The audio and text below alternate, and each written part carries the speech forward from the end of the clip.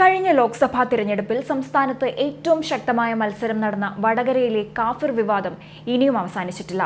കാഫിർ സ്ക്രീൻഷോട്ട് സമൂഹ മാധ്യമങ്ങളിൽ പ്രചരിപ്പിച്ച മുൻ MLA-യും CPIM നേതാവുമായ KK ലതികയ്ക്കെതിരെ കേസെടുക്കണമെന്ന് ആവശ്യപ്പെട്ടിരിക്കുകയാണ് youth Congress.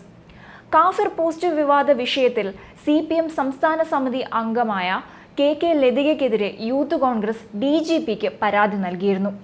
Youth Congress general സെക്രട്ടറിയായ VP ദുൽകിഫിലാണ് പരാതി നൽകിയത്. ഫേസ്ബുക്ക് പോസ്റ്റ് വഴി ലതിക ഷാഫി പറമ്പിലിനെ ഒരു മതത്തിന്റെ ആളായി ചിത്രീകരിച്ചെന്നും മതസ്പർദ്ധ വളർത്തി രാഷ്ട്രീയ നേട്ടമുണ്ടാക്കാൻ ശ്രമിച്ചെന്നുമാണ് പരാതിയിൽ പറയുന്നത്. ജനങ്ങളുടെ മനസ്സിൽ UDF സ്ഥാനാർത്ഥിയോട് അപ്രീതി ഉണ്ടാകാനുള്ള സാഹചര്യം ഉണ്ടായെന്നും ജനങ്ങൾക്ക് സ്ഥാനാർത്ഥിയോട് അവമതിപ്പുണ്ടാക്കുന്ന പ്രവൃത്തിയാണ് KK ലതികയുടെ ഭാഗത്തു നിന്ന് ഉണ്ടായതെന്നും പരാതിയിൽ പറയുന്നു.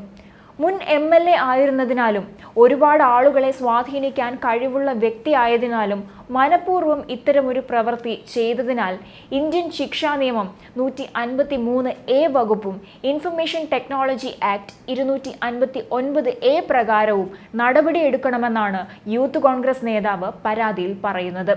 KK ലതികയ്ക്ക് നിയമപരമായ ശിക്ഷ ലഭിച്ചില്ലെങ്കിൽ മറ്റുള്ളവർക്കും ഇത്തരത്തിലുള്ള പ്രവൃത്തികൾ ചെയ്യാൻ പ്രവണതയുണ്ടാകുമെന്നും പരാതിയിൽ ചൂണ്ടിക്കാണിക്കുന്നുണ്ട്. അതേസമയം വിവാദ കാഫിർ പോസ്റ്റ് ഫേസ്ബുക്കിൽ നിന്ന് കഴിഞ്ഞ ദിവസം KK ലതിക പിൻവലിച്ചിരുന്നു.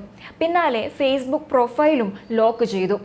ഫേസ്ബുക്കിൽ ലോക്സഭാ തിരഞ്ഞെടുപ്പ് സമയത്ത് പ്രത്യക്ഷപ്പെട്ട കാഫിർ പോസ്റ്റ് നിർമ്മിച്ചത് ലീഗ് പ്രവർത്തകൻ മുഹമ്മദ് കാസിം അല്ലെന്ന് ഹൈക്കോടതിയിൽ സർക്കാർ റിപ്പോർട്ട് നൽകിയിരുന്നു. ലതികയെ അറസ്റ്റ് ചെയ്യണമെന്ന് നേരത്തെ UDF ആവശ്യപ്പെട്ടതിന് പിന്നാലെയാണ് പോസ്റ്റ് ഫേസ്ബുക്കിൽ നിന്ന് പിൻവലിച്ചതും പിന്നാലെ ഫേസ്ബുക്കിന്റെ പ്രൊഫൈൽ ലോക്ക് ചെയ്തതും. നേരത്തെ KK ലതികയിൽ നിന്ന് മൊഴിയെടുക്കുകയും അവരുടെ ഫോൺ സൈബർ സെല്ല് പരിശോധിക്കുകയും ചെയ്തിരുന്നു. ലതിക വിവാദ സന്ദേശത്തിന്റെ സ്ക്രീൻഷോട്ട് പോസ്റ്റ് ചെയ്തു എന്ന മൊഴിയെ തുടർന്നായിരുന്നു നീക്കം. വിവാദ സന്ദേശം പോരാളി ഷാജിയുടെ ഫേസ്ബുക്ക് പേജിൽ നിന്ന് നീക്കം ചെയ്യണമെന്ന് പോലീസ് നിരന്തരം ഫേസ്ബുക്കിനോട് ആവശ്യപ്പെട്ടെന്ന് പറയുമ്പോഴും ലതികയുടെ പേജിൽ നിന്ന് ഇതുവരെ സന്ദേശം നീക്കുകയുണ്ടായില്ല. യൂത്ത് ലീഗ് നെടുമ്പ്രമണ്ണ എന്ന വാട്സപ്പ് ഗ്രൂപ്പിൽ MSF ജില്ലാ secretary PK Muhammad Khasim post ചെയ്ത സന്ദേശം എന്ന പേരിലാണ് വ്യാജ സന്ദേശം ഏപ്രിൽ 25-ന് പ്രചരിച്ചത്. എന്നാൽ ഖാസിമിന്റെ ഫോണിൽ നിന്ന് ഇത്തരമൊരു സന്ദേശം പോസ്റ്റ് ചെയ്യുകയോ പങ്കിടുകയോ ചെയ്തിട്ടില്ലെന്ന് പോലീസ് കോടതിയെ അറിയിച്ചു.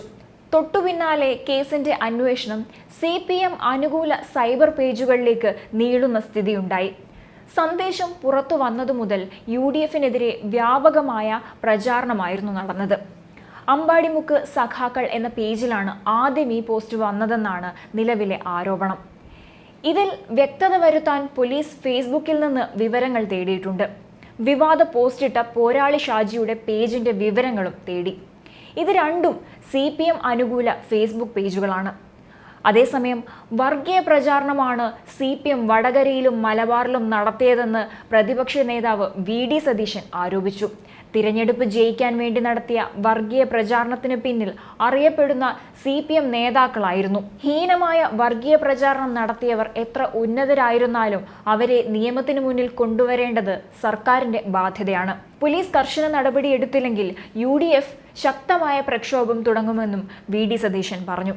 വടകരയിലെ കാഫിർ പ്രയോഗം CPM സൃഷ്ടിയായിരുന്നുവെന്ന് തെളിഞ്ഞെന്ന് VD സതീശൻ വ്യക്തമാക്കി. താൽക്കാലിക ലാഭത്തിന് വേണ്ടി പുറത്തെടുത്ത തന്ത്രം സമൂഹത്തിൽ ആഴത്തിലുള്ള മുറിവേൽപ്പിക്കുമെന്ന് മുതിർന്ന CPM നേതാക്കൾ പോലും മറന്നു. CPM-ൽ നിന്ന് സംഘപരിവാറിലേക്ക് അധിക ദൂരമില്ലെന്ന് ഇതോടെ തെളിഞ്ഞെന്നും VD സതീശൻ വിമർശിച്ചു.